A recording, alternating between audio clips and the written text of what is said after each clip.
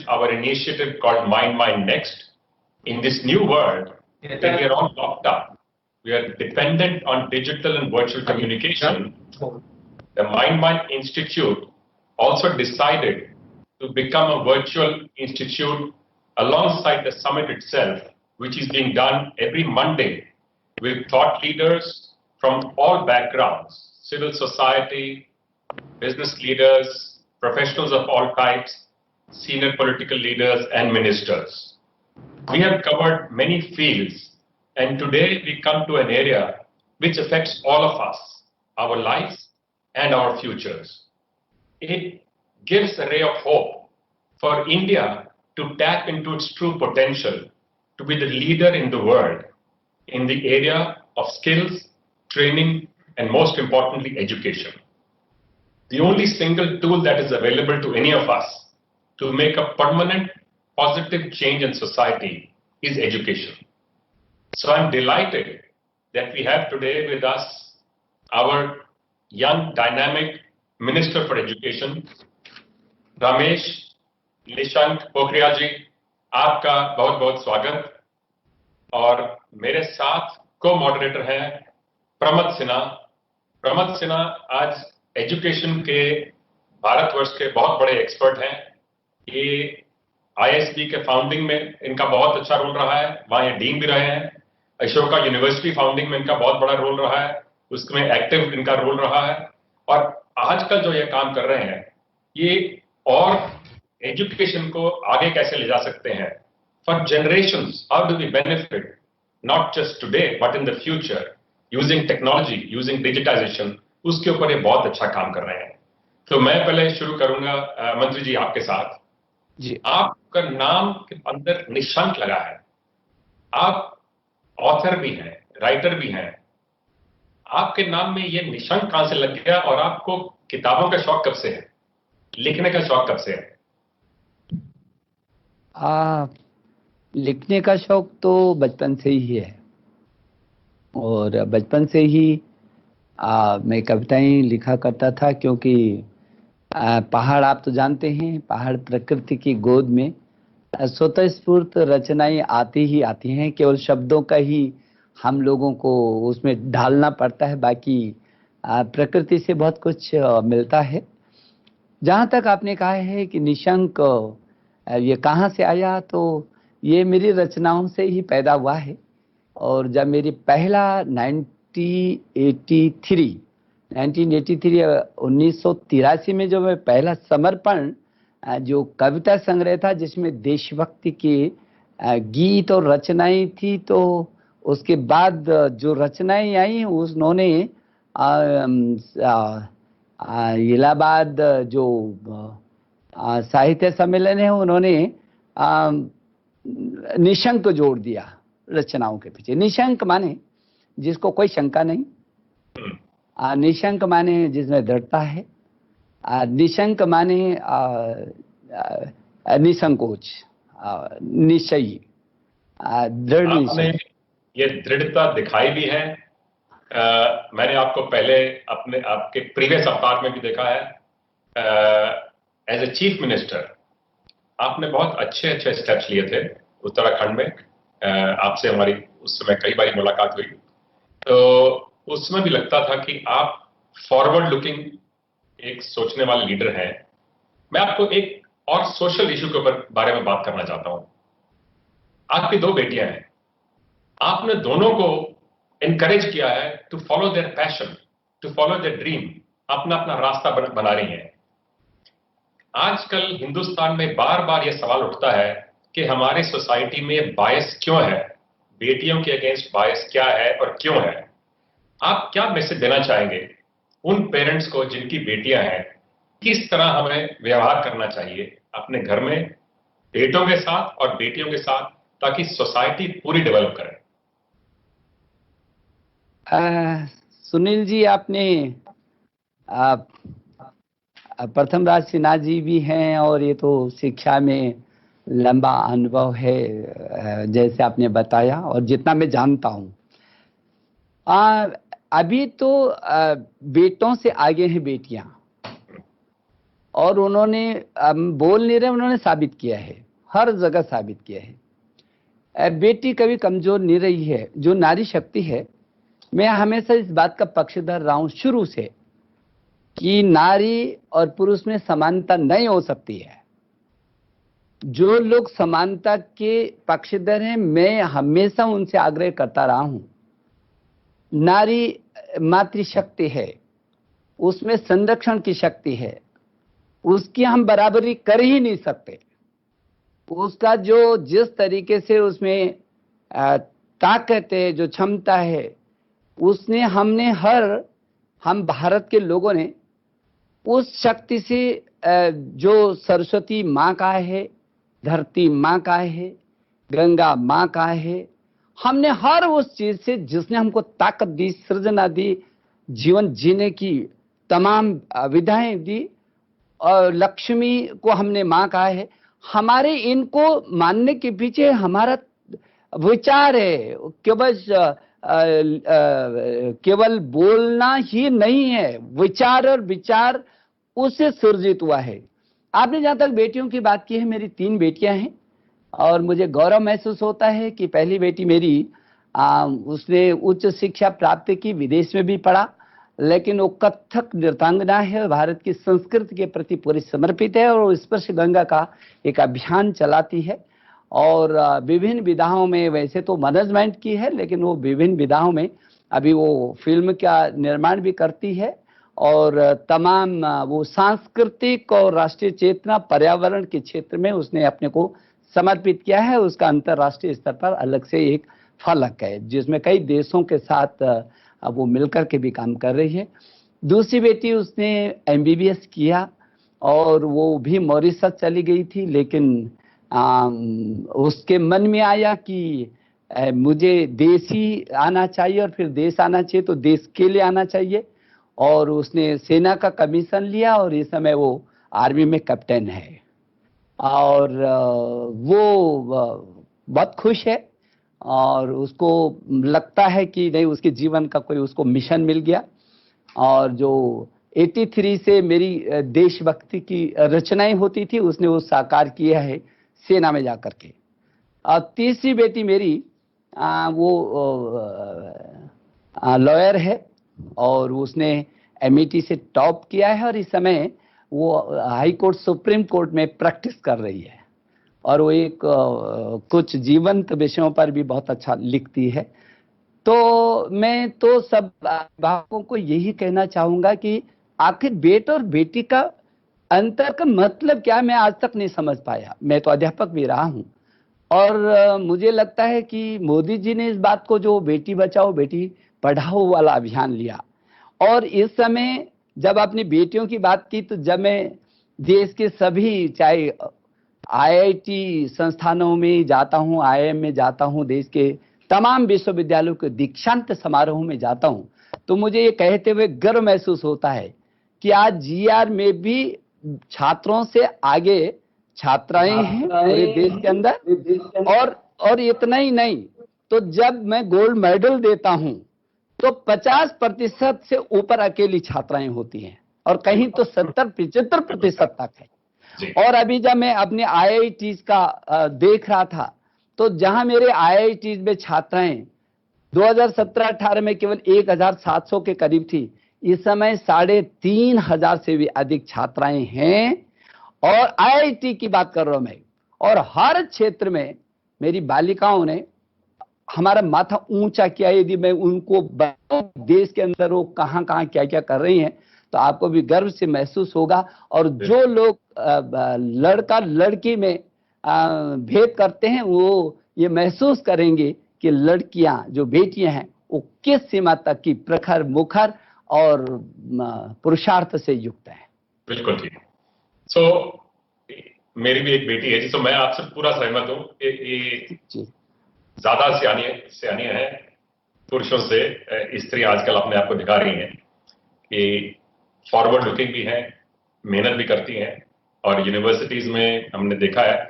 मैं एक और सब्जेक्ट पे लाना चाहता हूं जो हम तीनों का कॉमन पैशन है। मुझे एजुकेशन का बहुत देर से शौक है और हमारी फैमिली में हम कई सारे स्कूल कॉलेज वगैरह चलाते हैं और बाहर भी काफी इन्वॉल्वमेंट है हमारा ISB में, IIM अहमदाबाद में, SRCC के अंदर, यूनिवर्सिटी ऑफ टोक्यो में। और प्रमोद सिन्हा जी तो जैसे मैंने कहा मैकेंजी को छोड़ने के बाद इनका तो लाइफ का मिशन बन गया है जो एजुकेशन है। और आप खुद आप पढ़ने वाले भी हैं, पढ़ाने वाले भी हैं, और आप ओवरऑल सबके आप मंत्री हैं जो राह दिखा रहे हैं इसका। सो आपको पहले तो बहुत बहुत बधाई कि इतनी बढ़िया, इतनी फॉरवर्ड लुकिंग पॉलिसी, आपको, आपकी सरकार को, प्रधानमंत्री को इसकी बहुत बहुत बधाई। धन्यवाद। इसके लिए कई दशकों से सब वेट कर रहे थे।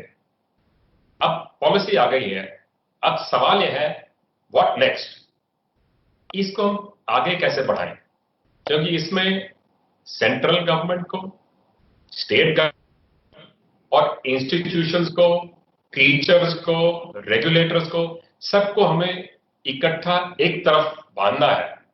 उसके बारे में थोड़ा जरा बताइए, उसके बारे में आपकी क्या सोच है कि इसकी जो इम्प्लीमेंटेशन है उसके लिए हम क्या करना चाहते हैं इस समय?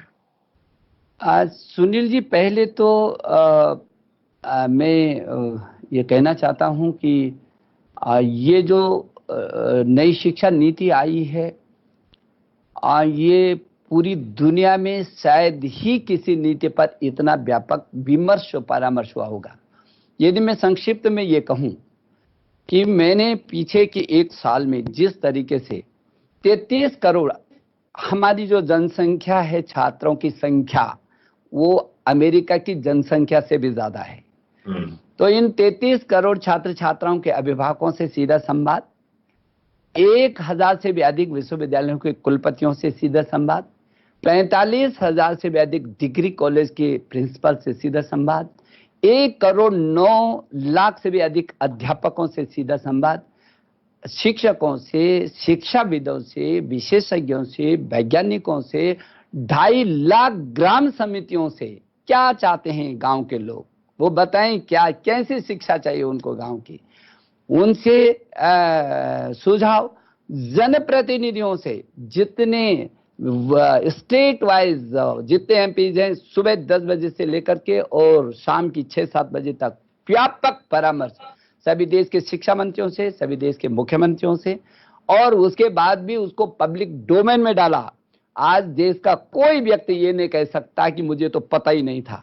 6 महीने 7 महीने तक पब्लिक डोमेन में डाला और लगातार आग्रह करता रहा कि ये शिक्षा का जो मसौदा है, ये जो ड्राफ्ट है, ये अपने डाला हुआ है मसौदा, उस पे जिसको जो सुझाव देना चाहिए, क्योंकि देश की आजादी के बाद भारत की ये पहले अपनी शिक्षा नीति होगी जो हम मन बनाते हैं, क्योंकि ये देश विश्व गुरु रहा है। विश्व गुरु कुछ बिंदुओं पर नहीं रहा। जब तक्षशिला और नालंदा जैसे विश्वविद्यालय इस देश के अंदर होते थे, तब दुनिया में कोई शैक्षणिक संस्थान नहीं था। यहीं से लोग दुनिया में ज्ञान, विज्ञान, अनुसंधान और नवाचार और प्रौद्योगिकी को लेकर के जाते थे। और इसलिए ये देश जिन मुद्दों पर, जिन विषयों पर सारे विश्व की लीडरशिप इसने ली है, वो चीज आज भी हमारे पास है।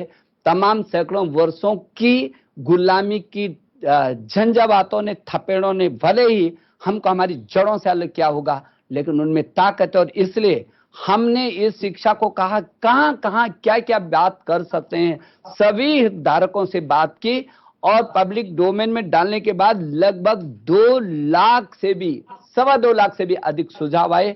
और उनका भी 2-2 सचिवालय बना करके, 15-15, 20-20 विशेषज्ञों की टीम बना करके, और कस्तूरी रंगन जी जो हमारे इसरो के चेयरमैन रहे हैं, पद्मश्री, पद्म भूषण और पद्म विभूषण, और वो तमाम जो है उनकी जो टीम थी, मंजुल भार्गव सहित तमाम लोग थे, उन्होंने एक एक उनके साथ 8-8, 10-10 टीमों को लगा करके किसी एक भी सुझाव किसी का छूटे नहीं, उसका भी विश्लेषण करने के बाद जो मंथन के बाद जो ये अमृत आया है, ये सारी दुनिया के नवाचार, नंबर 1 नवाचार है। आज तक किसी पर इतने विमर्श शायद हुआ होगा। अब विषय यह है कि लोगों को, मुझे इस बात की खुशी है कि ये शिक्षा नीति शायद पहली ऐसी नीति है जब देश के 99% लोगों ने इसको स्वीकार किया है। 99 जिन्होंने किंतु परंतु क्या, उनकी बहुत बड़ी बातें नहीं थी, उसकी राजनीतिक थोड़ा सा कठिनाइयां रही होंगी, लेकिन उन्होंने नीति को भी अच्छा किया। अब उदाहरण के लिए कुछ लोगों ने ये कह दिया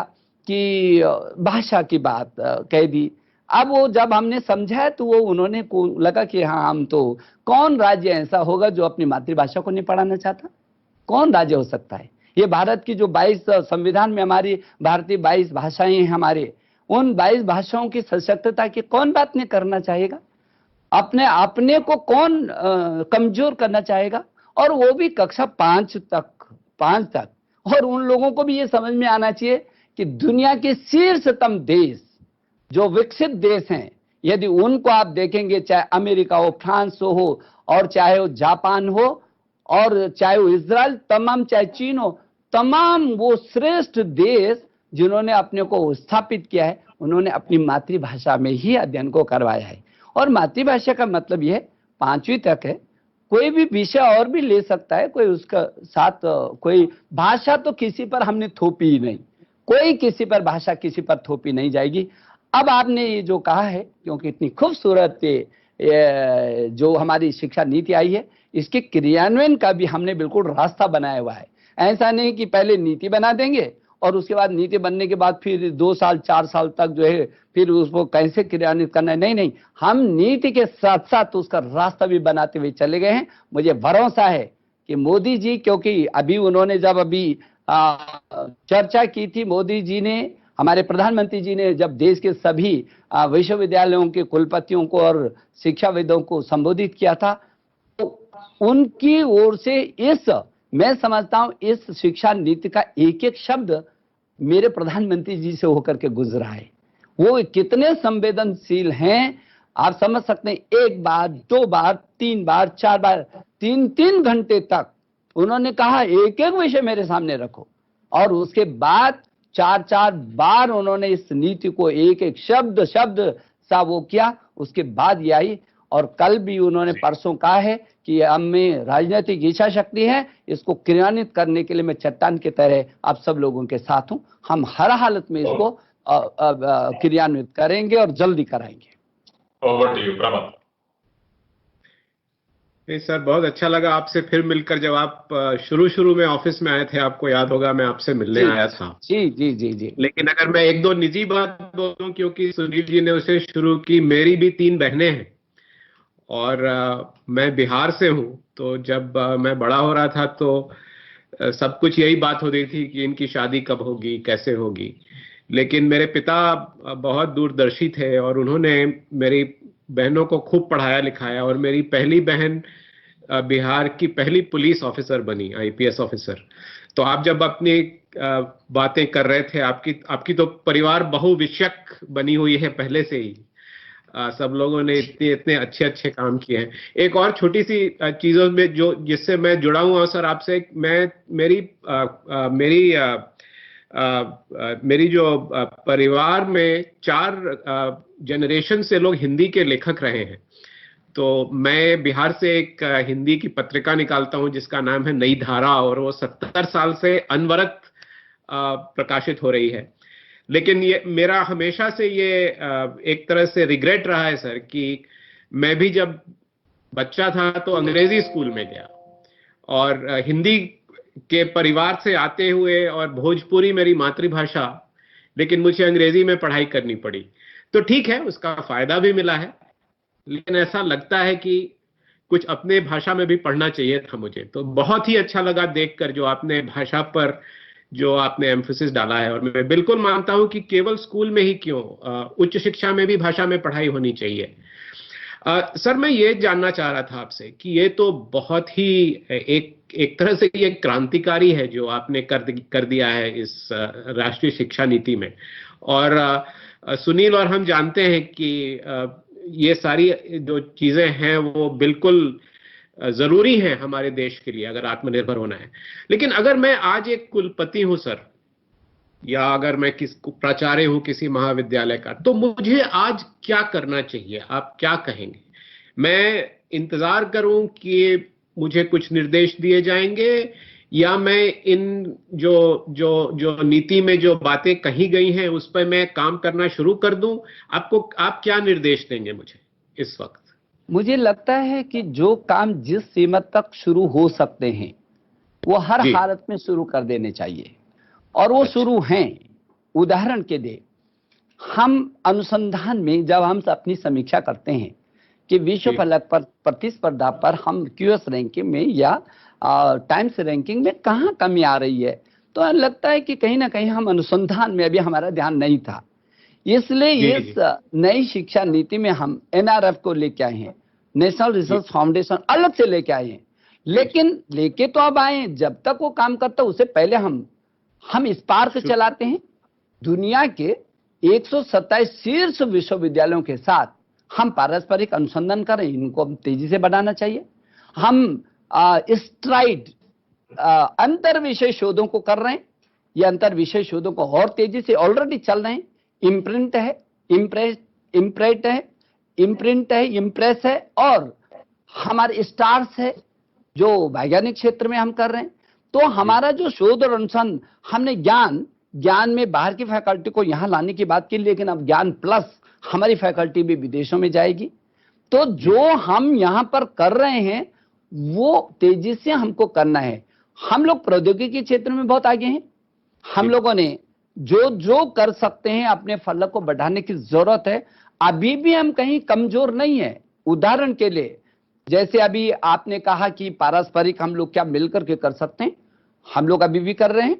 हम लोग ने IOE, आपका संस्था तो मुझे लगता है IOE में है, पहली बार हुआ होगा ऐसा जब IOE हमले 10 प्राइवेट और 10 बराबर के लिए, जो सरकारी संस्थान है और 10 प्राइवेट जो राष्ट्रीय नहीं अंतरराष्ट्रीय फलक पर लेकर के जा सकते हैं, अब उनको फ्री कर दिया। अब उनको दौड़ना चाहिए, उनको अभी साबित करना चाहिए कि हम अंतरराष्ट्रीय फलक पर वहां पर पहुंचते हैं। हम लोगों ने IIIT में एक PPP मोड बनाया, जब भारत सरकार, स्टेट गवर्नमेंट और उद्योग तीनों मिलकर के 50% भारत सरकार देगी, 35% स्टेट गवर्नमेंट देगी और 15% उद्योग देंगे, और उद्योग उसको बाकायदा संचालित करेगा। हम लोगों ने अभी अपने IITs, NITs और इसमें हम लोगों ने उद्योगों के साथ मिलकर के पाठ्यक्रम तय कर दिया कि वो जो छात्र है, क्योंकि जो उद्योग को जरूरत है वो यहाँ हम पाठ्यक्रम में नहीं पढ़ा रहे, जो पाठ्यक्रम में पढ़ा रहे वो वहां जरूरत नहीं है। ये जो गैप था भरा है हमने कहा कि नहीं, उसको 50% मेरा जो बच्चा है वो वहां प्रैक्टिकल करना चाहिए। उसको जिस दिन उस उद्योग के अंदर वो घुसेगा, यूं करके उसकी प्रतिभा से, अपनी मेहनत से उसको यूं करके ऊपर लेकर के जाएगा, उस दिन उसकी प्रतिभा वो भी रुकेगा, उसका भी विकास होगा और वो उद्योग का भी विकास करेगा। विभिन्न क्षेत्रों में हम लोगों ने ये काम शुरू कर दिए हैं। तो मैं ये समझता हूं ये नई शिक्षा नीति जो कमियां हैं, जैसे अभी स्वायत्तता की बात है, हमने तय कर दिया। हमने एक आयोग बना करके उसके 2-3 काउंसिल कर दे। एक ही छत के नीचे अलग अलग क्यों भटके आदमी, एक ही छत के नीचे काम करना शुरू कर दे। DG का है, डिजिटल जो लॉकर्स है, ये हमारा चल रहा है, अब उसको विस्तार देना चाहिए। अभी 2.5 करोड़ हैं उसमें केवल, लेकिन अभी हम उसको तेजी से कर सकते हैं। तो मैं समझता हूं कि शैक्षणिक क्षेत्र में जो निजी सहभागिता है, उस निजी सहभागिता को हम आगे बढ़ाना चाहते हैं। हम इसमें बहुत खूबसूरती से, क्योंकि लोग बार बार कहते हैं शिक्षा का व्यावसायिकीकरण नहीं होना चाहिए, हम भी इस बात के पक्षधर हैं, शिक्षा का व्यावसायिकीकरण नहीं होना चाहिए। लेकिन हम इस नीति में ये लाए हैं कि जो शैक्षणिक क्षेत्र में उसका सरप्लस है उसको शिक्षा के ही क्षेत्र में लगाना चाहिए। आप कहीं भी लगाए, वो इंजीनियरिंग कॉलेज खोले, दूसरी जगह देश के अंदर जहां खोलना चाहे वो मेडिकल कॉलेज खोले। तो तेजी से, इसलिए हायर एजुकेशन कमीशन के तहत जहां हम लोगों ने 4 विंग बनाए हैं, एक वित्त का पोषण करेगा, एक मान्यता का देगा, उसको उत्कृष्टता को देखेगा, एक प्रशासन को देखेगा। तो अलग अलग करके 4 हमने काउंसिल बनाए हैं। मैं ये समझता हूं कि हमारा रास्ता काफी कुछ अभी आगे है, और मैंने अभी एक बैठक अपने सचिव को कहा है कि हम एक बैठक ये करें कि क्या बहुत सारी चीजें हम प्रशासनिक निर्णय लेकर के, जिसमें वित्त नहीं आता है, उस निर्णय को लेकर के हम तत्काल कर सकते हैं, और जो कॉलेज, जो विश्वविद्यालय इस नीति के अंदर स्वतः स्फूर्त करना चाहते हैं वो तेजी से करें, कोई रोक टोक नहीं। मैं तो चाहता हूं कि सारे लोग एकजुट होकर, अभी हमको ये साबित करना है कि हम दुनिया के शिखर पर हैं, हमें कोई कमी नहीं है। हम दौड़ेंगे और छलांग मारेंगे और श्रेष्ठता अर्जित करेंगे। और इसलिए मुझे ऐसा लगता है कि उसके लिए जो ये नई शिक्षा नीति आई है, तमाम गड्ढों को पाटने के लिए आई है। ये बिल्कुल सही बात है। वैसे मुझे एक सवाल आपसे भी पूछना है और एक मंत्री जी से और पूछना है। मुझे मंत्री जी से पूछना है अबाउट फॉरेन यूनिवर्सिटीज। हमने फॉरेन यूनिवर्सिटी के लिए दरवाजा खोल दिया है। ये काफी देर से डिमांड थी, भारतवर्ष में भी थी, बाहर से भी थी। इसको कैसे इंश्योर करें कि केवल अच्छी यूनिवर्सिटी आए बाहर से, मीडियोकर और पुअर क्वालिटी यूनिवर्सिटी नहीं आए, और उनके आने से ये जो एजुकेशन की क्वालिटी बढ़े, ना केवल कॉस्ट बढ़ जाए। और हम कैसे इंश्योर करेंगे, क्या हमारा प्रेफर्ड रास्ता है, क्या हम उनको चाहेंगे कि वो खुद आकर पूरी कैंपस नहीं लगाएं, क्या हम चाहेंगे एग्जिस्टिंग यूनिवर्सिटी के साथ काम करें, क्या जॉइंट वेंचर बनाएं, ये क्या प्रेफरेंस है हमारी। और प्रमोद जी के लिए मेरा सवाल है डिजिटाइजेशन के लिए, डिजिटल एजुकेशन के ऊपर, क्योंकि हम कई मामलों में इतना पीछे रह गए हैं। कुछ काम हमने बहुत अच्छे किए हैं, लेकिन ये भी मानना पड़ेगा एजुकेशन में पीछे भी है। इसलिए जरूरत है इतनी बड़ी बदलाव लाने की। तो आपके मानने को कि आप इसके ऊपर काफी काम कर रहे हैं, इस समय सरकार के लिए भी कर रहे हैं, कि क्या हमें करना चाहिए, डिजिटल टेक्नोलॉजी कैसी लानी चाहिए ताकि हम क्वांटम लीप लेकर के हम आगे बढ़ पाए, ताकि न केवल बराबर जाए, हम कई मुल्कों से आगे आगे निकल पाए। ये भी जरूरी है क्योंकि ओरिजिन हमारा एज ए लीडर है। हम दुनिया भर में एजुकेशन में लीडर रहे हैं पहले, लेकिन वो अब कई 100 साल पुरानी बात हो गई। आज के लिए और कल के लिए हम कैसे वहां पर वापस आए?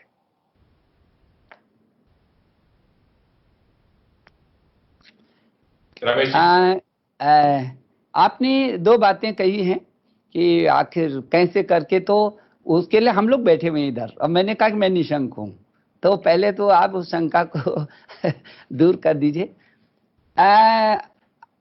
आपको मुंजल जी मालूम होगा कि इस देश से 7.5 से लेकर 8 लाख तक बच्चे विदेशों में पढ़ते हैं।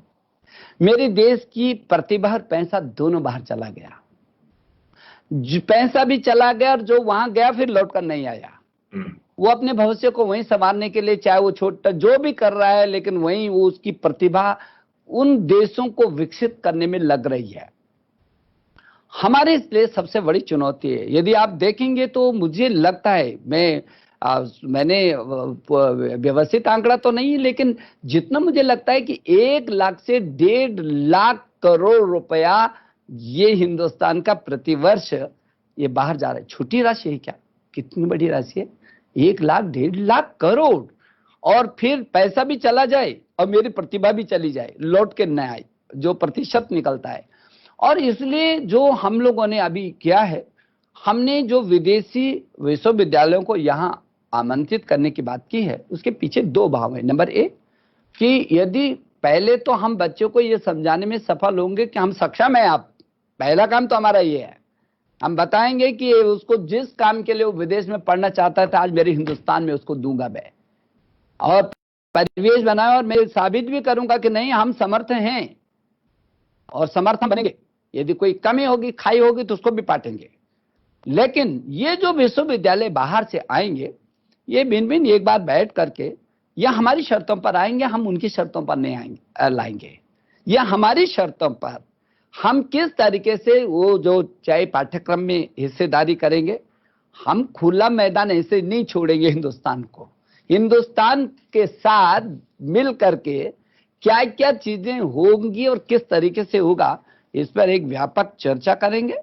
हो सकता है परामर्श में आप भी उसमें सम्मिलित होंगे, लेकिन हाँ, मोटा मोटा हमने ये मन बनाया, स्टडी इन इंडिया, हमने स्टे इन इंडिया और स्टडी इन इंडिया, स्टे करो।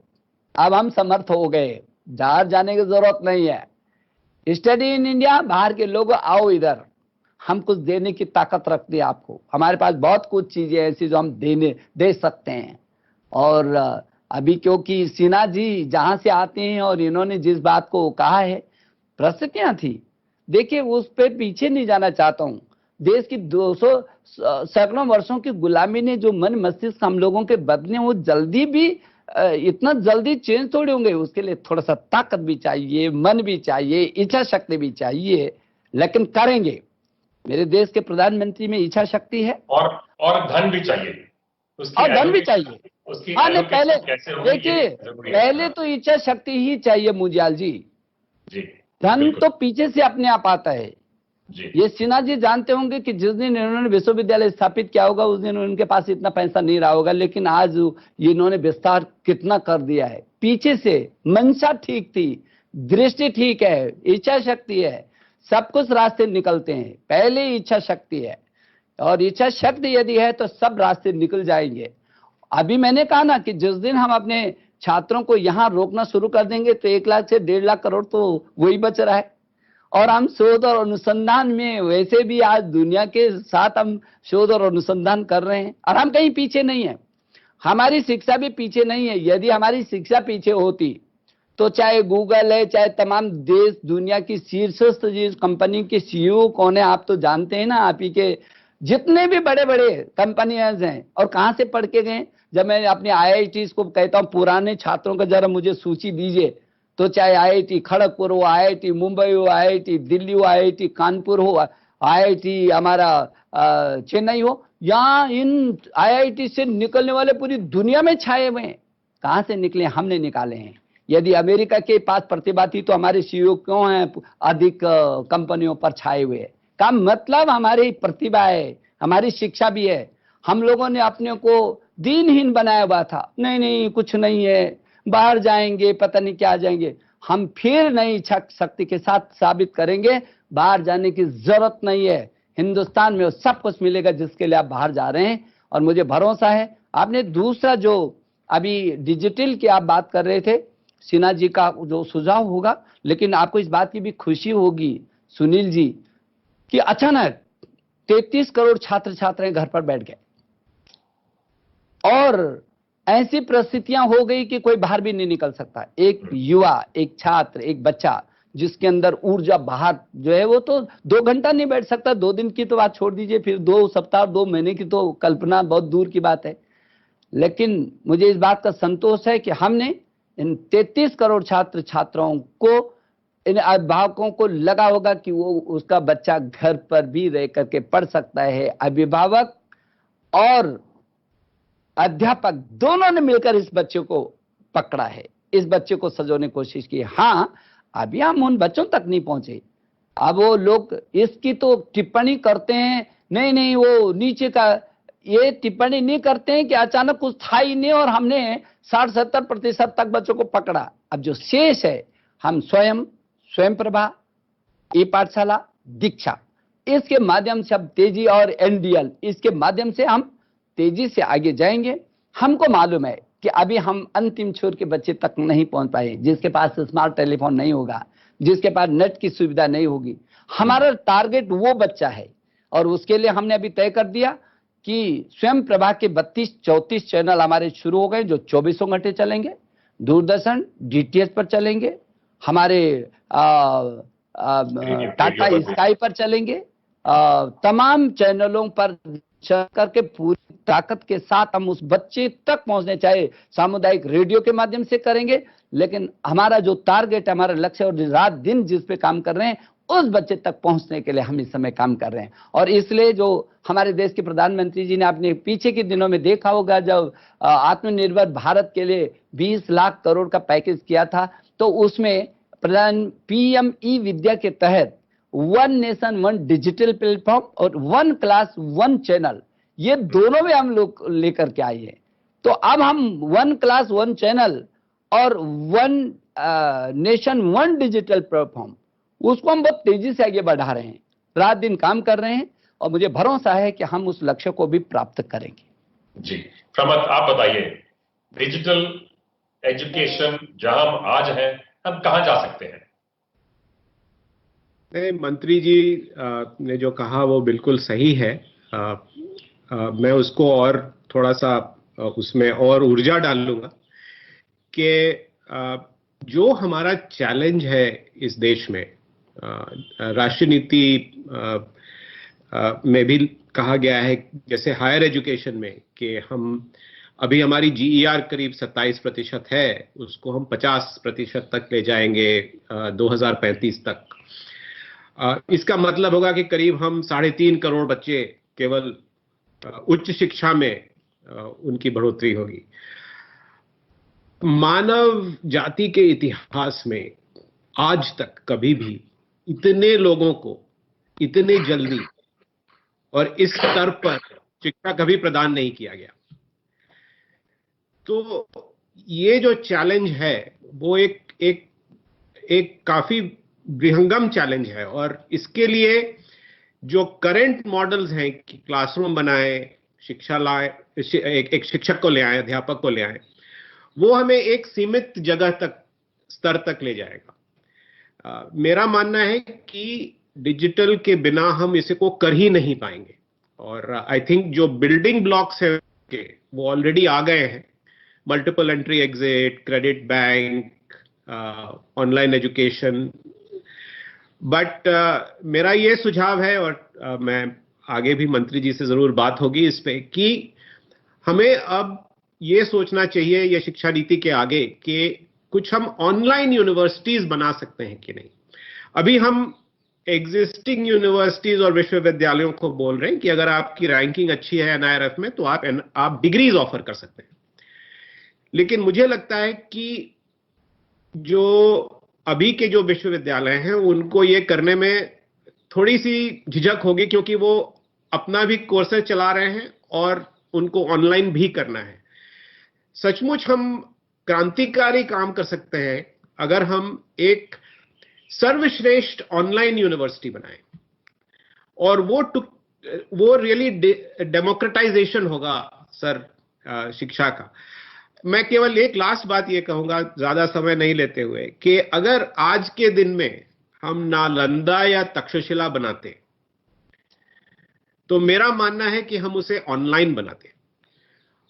और क्योंकि ऑनलाइन करता क्या है सर, कि हर स्टूडेंट के लिए, हर युवा के लिए वो उसको सर्वश्रेष्ठ अध्यापक से कनेक्ट करता है। उसको अब किसी पुअर क्वालिटी टीचिंग से डील नहीं करना पड़ेगा। जिस तरह से इस चीज के माध्यम से हम और आप कितने कितने लोगों के पास पहुंच रहे हैं जो ऐसे नहीं पहुंच पाते। सुनील जी बता रहे थे कि 3-3.5 लाख लोग हमारे इस तरह के वेबिनार्स को देख रहे हैं। उसी तरह जो टीचिंग है उसमें हम सर्वश्रेष्ठ शिक्षक को वो आखिरी छोर के स्टूडेंट तक पहुंचा सकते हैं।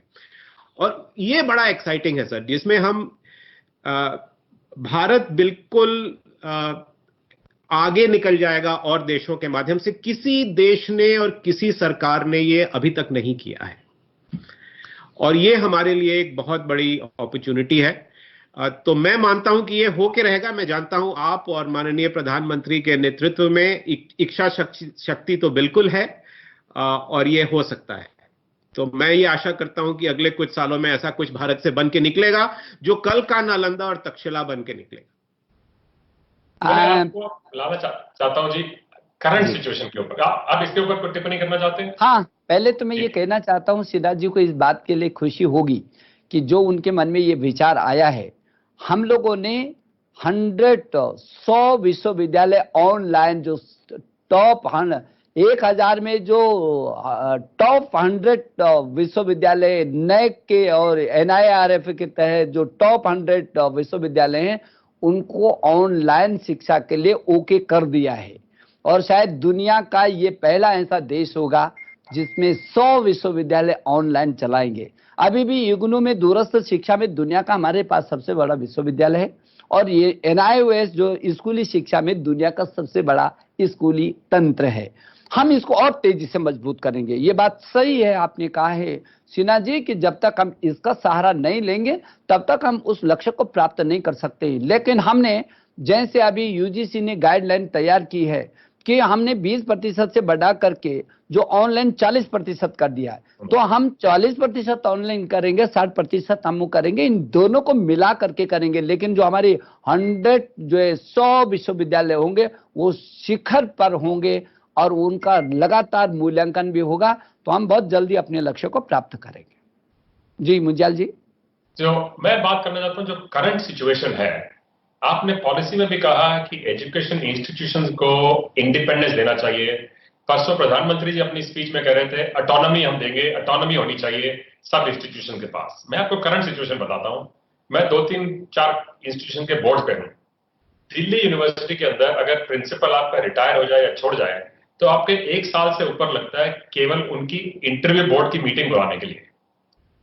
आज की डेट में आईआईएम जो हैं, जिनको हमने अपने प्रीमियर इंस्टीट्यूशन हमने बोला है, उनके पास भी हर काम खुद करने की इंडिपेंडेंस नहीं है। तो हम जो ऑटोनॉमी की बात कर रहे हैं, क्या हम करंट इंस्टीट्यूशन को दे सकते हैं या हम केवल कोई नई इंस्टीट्यूशन की बात कर रहे हैं? इसमें क्या स्पेसिफिक रेफरेंस किस चीज के बारे में? मैं इसलिए पूछ रहा हूं क्योंकि इसके बारे में बहुत ज्यादा चर्चा इस समय है इंस्टीट्यूशन के अंदर कि हमें और इंडिपेंडेंस चाहिए ताकि हम और कर पाए, क्योंकि उत्साह बहुत है, करने की चाह बहुत है। सुनील जी, पहले तो मैं आपसे थोड़ा सा जानना भी चाहूंगा कि आप स्वायत्तता किसको मानते हैं?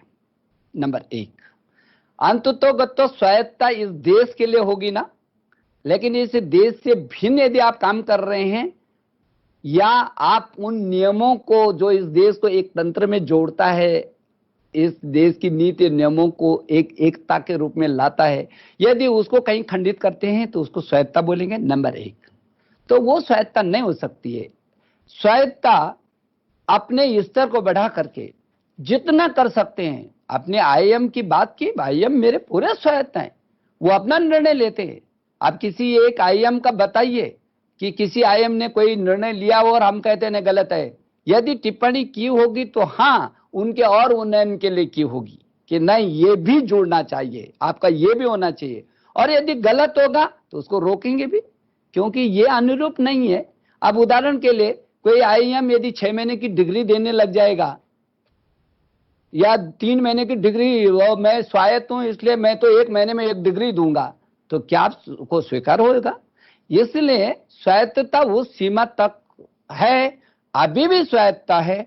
और अभी हमारे जो प्रधानमंत्री जी ने कहा है, हम चरणबद्ध स्वायत्तता के पक्षधर हैं, इसलिए कि उनको मौका मिले, किंतु परंतु न हो, दौड़े हो, खुला मैदान मिले उनको, लेकिन उनकी स्वायत्तता न कि जो उनका स्तर है उस स्तर पर जो स्वायत्तता होगी उनकी, उस स्वायत्तता के आधार पर उनको अभी 45,000 डिग्री कॉलेजों में से 8,000 स्वायत्त हैं।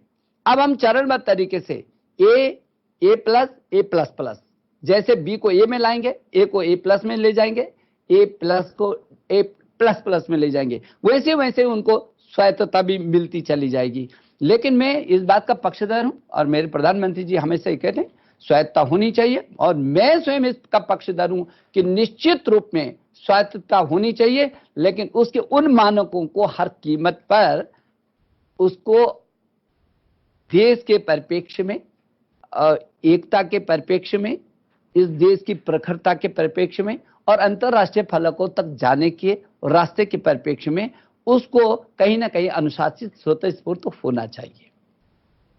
मैं अब एक और साइड पे आऊं। आपने बहुत जो पॉलिसी है बहुत बढ़िया एरिया कवरेज किया है, शुरू से लेकर pre school, early learning, middle school, high school, higher education, साथ में वोकेशनल स्किल्स के।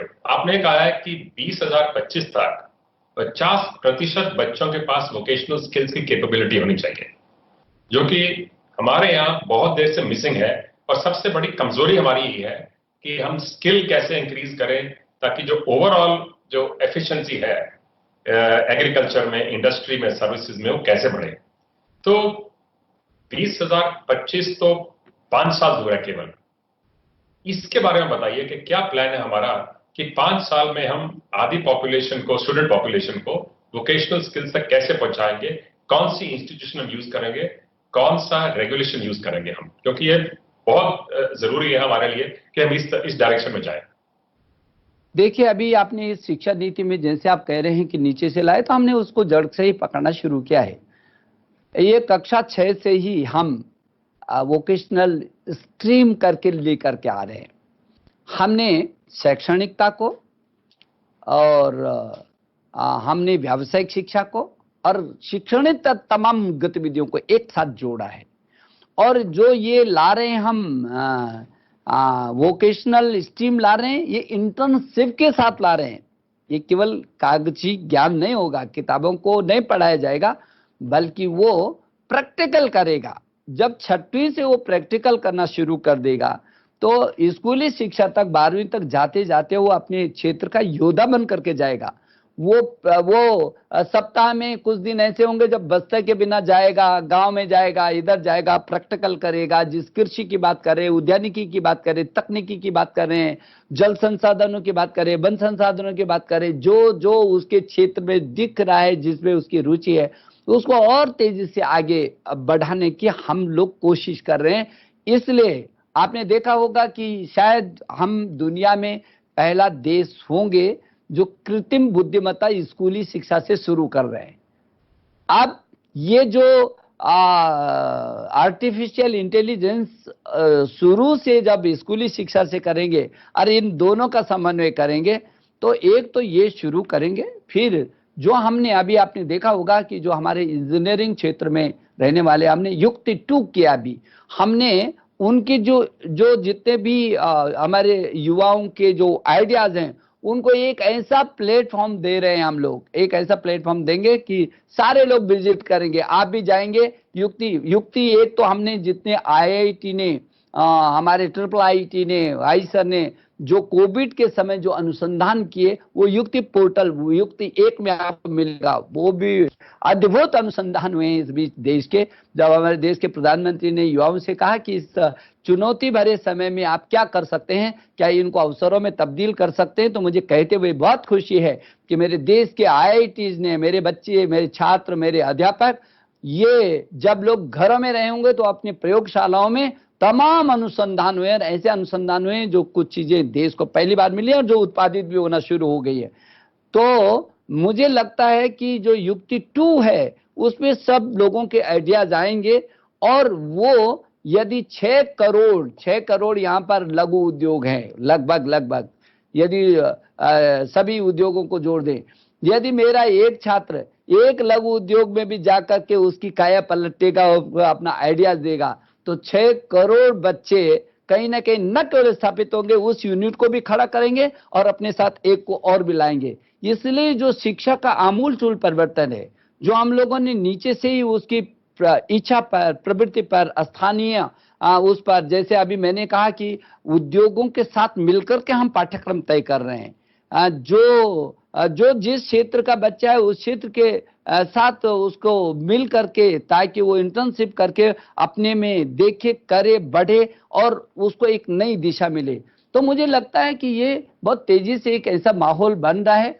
और जो लोक विदा है, उन लोक विदाओं पर जो अलग अलग जोन हम बना रहे हैं इस शिक्षा नीति के तहत, वो जो स्थानीय जितना भी उसको उत्पाद, जिसकी अभी चर्चा हो रही थी, जो जिस पर कभी किसी ने ध्यान ही नहीं दिया, और वो हमारी संपत्ति बिखरी हुई चीजें हैं। तो उदाहरण के लिए मैं उत्तराखंड से आता हूं। अब वो जो जड़ी बूटियां हैं उत्तराखंड की, वो पूरी दुनिया के लिए वो संजीवनी बूटियां हैं, और आज पूरी दुनिया आयुर्वेद पर आकर के खड़ी हो रही है। उनको लगता है ये शाश्वत चिकित्सा है।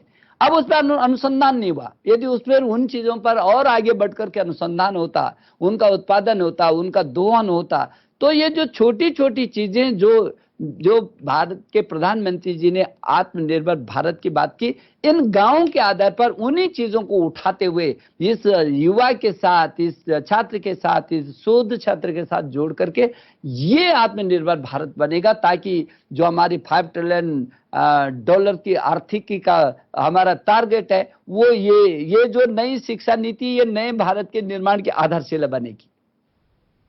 Pramod, the last question to you, and then I'll wrap up after that. Short question.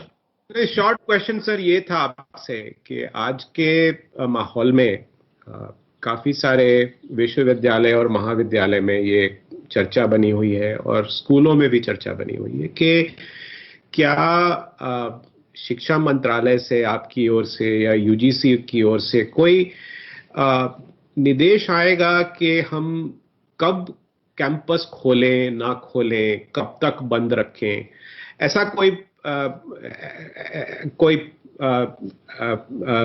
ऐसी कोई योजना बन रही है, या हम लोगों को वही करना चाहिए जो हमें सूझता है? नहीं, ऐसा नहीं केंद्रीय है। ये कोविड-19 के मामले में हाँ, बात कर रहे हैं। मुझे लगता है कि सिन्हा जी इन परिस्थितियों के साथ आप भी जुड़े हैं, मैं भी जुड़ा हूं, मेरे संस्थान भी जुड़े हैं, हम लगातार संवाद में हैं। और आपने देखा होगा पिछले 4 महीने 5 महीने में हर दिन कहीं ना कहीं नया निर्णय हमने लिया है, हर महीने नया निर्णय लिया, परिस्थितिजन्य निर्णय हमने लिए हैं। कहीं ऐसा लगा कि अभी हमको ये परीक्षा करा देनी चाहिए, लेकिन परिस्थितियां ठीक नहीं थी तो फिर उनको आगे किया। कहीं लगा कि ऐसी ऐसी परिस्थितियां हैं तो ये फाइनल परीक्षा के, क्योंकि उस पर हम कोविड का ठप्पा नहीं लगाना चाहते थे कि उसकी डिग्री, बोले कोविड डिग्रीधारी है, इसको यहाँ कोई स्थान नहीं मिलेगा, वो उसकी जिंदगी पर वो ठप्पा नहीं लगाना चाहते। बाकी नीचे की कक्षाओं को हमने पदोन्नत किया, जो हम कर सकते थे। ये नए संस्थान कब खुलेंगे, क्या स्थिति होगी, किस तरीके से, अभी इस पर ये जो 10-15 दिन जैसे परिस्थितियां चल रही हैं, हम बहुत जल्दी बैठेंगे, राज्यों के साथ चर्चा करेंगे, संस्थाओं के साथ चर्चा करेंगे, गृह मंत्रालय के साथ चर्चा करेंगे, स्वास्थ्य मंत्रालय के साथ चर्चा करेंगे। और इन चर्चाओं को करने के बाद, क्योंकि हमारा टारगेट पहले सुरक्षा, छात्र की सुरक्षा और उसके बाद शिक्षा, दोनों का समन्वय, लेकिन पहले उसकी सुरक्षा। जब तक हम आश्वस्त नहीं हो जाते कि अब हम उसको सुरक्षित रख पाएंगे, तब तक वो निर्णय, देखा आपने कि इस बीच हमने कोई ऐसा निर्णय नहीं लिया है। तो बहुत जल्दी फिर बैठ करके इस पर भी हम लोग निर्णय लेंगे। मैं आपको आखिरी सवाल पूछने से पहले एक छोटी सी फिल्म दिखाना चाहता हूं कि जो माइंड इंस्टीट्यूट है वो किस किस तरह का काम कर रहा है और किस एरियाज में काम कर रहा है, स्पेशली जो माइंड समिट के बारे में है। कोई छोटी सी, हमारे को थोड़ा 2-3 मिनट देंगे, तो जरा फिल्म दिखाइए प्लीज।